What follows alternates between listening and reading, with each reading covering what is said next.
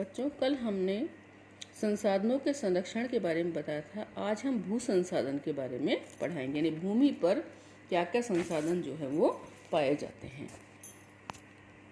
हम भूमि पर रहते हैं, इसी पर अनेकों आर्थिक क्रियाकलाप करते हैं और विभिन्न रूपों में इसका उपयोग करते हैं। यानी हम जिस धरती पर रहते हैं, अन्न उगाते हैं, पानी भरते हैं, ज़मीन से पानी निकालते हैं, खनिज निकालते हैं, बहुत सारी क्रियाएं जो हैं वो इस भूमि पर रहते हुए करते हैं।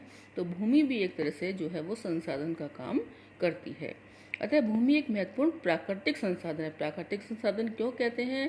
क्योंकि ये हमें प्रकृति से मिली है, इसका मनुष्य ने निर्माण नहीं किया।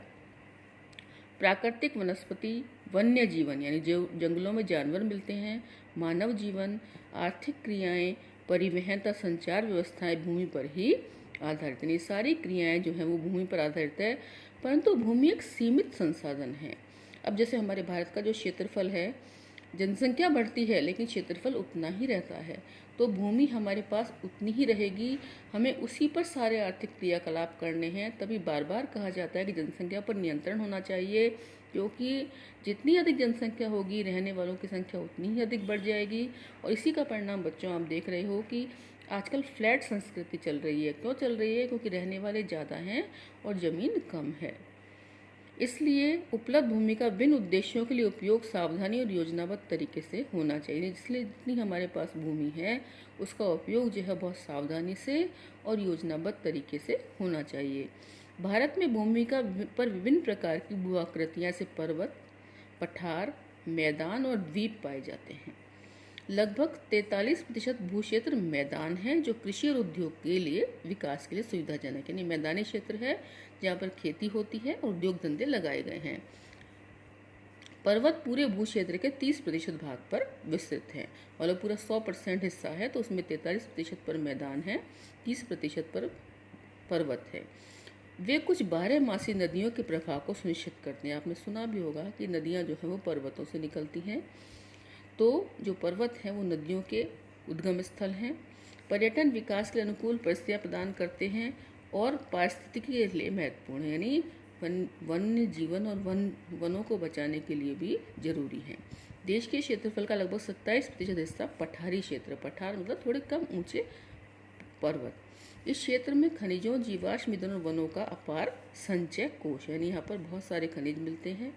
जीवाश्म ईंधन मतलब कि जमीन में दबा हुआ जो ईंधन मिलता है, जैसे कोयला वगैरह, और जंगल मिलते हैं।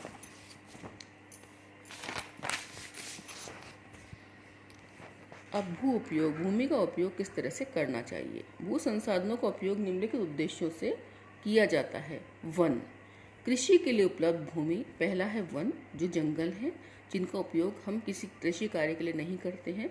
जंगल भी जरूरी है, क्योंकि जंगलों से ही हमें पेड़ों से ऑक्सीजन मिलती है। जंगलों जितने ज़्यादा जंगल होंगे उतनी ही ज़्यादा वर्षा होगी। वन। उसके बाद दूसरे है कृषि के लिए उपलब्ध, अनुपलब्ध भूमि, यानी ऐसी भूमि जो कृषि में काम नहीं आ सकती। जैसे बंजर तक कृषि अयोग्य भूमि, बंजर भूमि मतलब जिसमें फसल पैदा नहीं हो सकती, ऐसी भूमि भी छोड़नी पड़ती है। गैर कृषि प्रयोजनों में लगाई गई भूमि, जिसमें कृषि कार्य नहीं किया जा सकता, जैसे जहाँ इमारतें बनी हुई हैं, जहाँ ओके सड़कें बनी हुई है, जहाँ कल कारखाने लगे हुए हैं।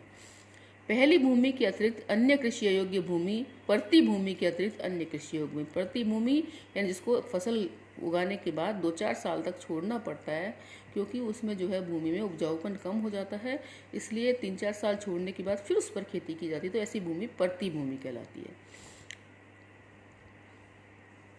प्रति भूमि के अतिरिक्त अन्य कृषि योग्य भूमि कौन कौन सी? स्थायी चरागाह तथा अन्य गोचर भूमि, यानी कि जहाँ पर पशु चराने के लिए या गाय वगैरह चराने के लिए, या गोचर भूमि इसको कहते हैं, जिस पर की खेती नहीं की जा सकती। विविध वृक्षों, वृक्ष फसलों तथा उपवनों के अधीन भूमि, यानी बहुत सारे बाग बगीचों के अधीन जो भूमि है।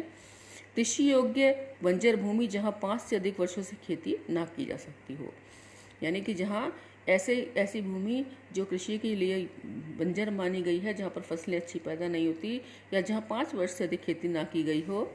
फिर चौथा है प्रति भूमि, वर्तमान प्रति, जहाँ कृषि 1 वर्ष या उससे कम समय से खेती ना की गई हो। वर्तमान प्रति भूमि के अतिरिक्त अन्य प्रति भूमि या पुरातन भूमि जहाँ 5 वर्ष से खेती ना की गई हो। अब बोया गया क्षेत्र यानी कितना परसेंट इलाका जो है वो 5वें नंबर पर आता है कि जो बोया गया, कितना परसेंट बोया गया। कृषि वर्ष में एक बार में अधिक बोए गए क्षेत्र को शुद्ध निवल बोए गए क्षेत्र में जोड़ दिया जाए तो वह सकल कृषि क्षेत्र कहलाता है। मान लो कोई पूछा जाए सकल कृषि क्षेत्र किसे कहते हैं, तो ये सकल कृषि क्षेत्र की परिभाषा है। भारत में भू उपयोग प्रारूप यानी भारत में भूमि का उपयोग किस तरह से किया जा रहा है, ये आपको कल पढ़ाया जाएगा। अब मैं आपको जितना मैंने पढ़ा दिया गया है उसमें से कुछ प्रश्न भेजूंगी जिनके आंसर आपको इसमें से ढूंढ कर लिखने हैं।